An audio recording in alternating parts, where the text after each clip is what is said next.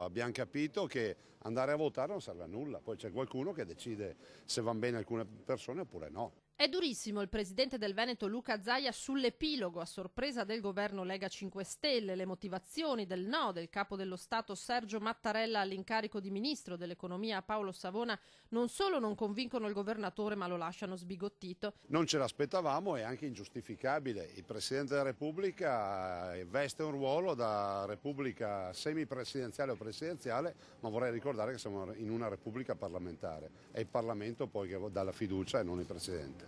Il problema non è, dice Zaia, se Giancarlo Giorgetti fosse o meno un'alternativa valida a Savona. Lo scontro tra il Colle da una parte e Salvini e Di Maio dall'altra si è giocato su un livello differente. Il curriculum del professor Savona è un curriculum eccezionale e sono stati chiariti tutti i punti sull'Europa, non abbiamo chiesto, non abbiamo preventivato di uscire dall'euro, abbiamo chiesto un'Europa più equa e un'Europa più forte. Penso che questo non sia la fine del mondo. La verità è che Savona era solo il presupposto per far saltare il banco. Non è stata certo la Lega a volerlo far saltare il banco, dice Zaia. Se qualcuno aveva un piano di riserva, quello era Mattarella. Leggendo le dichiarazioni di Cottarelli nelle ultime settimane si capisce che forse qualche discorso lo stava già facendo con il Quirinale. Prova ne sia che alle 11:30 di questa mattina è stato convocato il Presidente della Repubblica.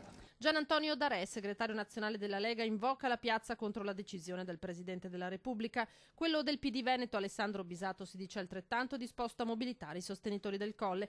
Zaia di impeachment non vuole sentir parlare. Noi non ci occupiamo di queste partite, anche perché vorrei ricordare che l'impeachment è ben regolamentato. 15 membri della Corte Costituzionale, 16 scelti tra un gruppo di laici, tra un gruppo di 45 membri, poi ovviamente la relazione e il voto del Parlamento. Noi abbiamo fretta di andare a votare e vogliamo andare a votare subito.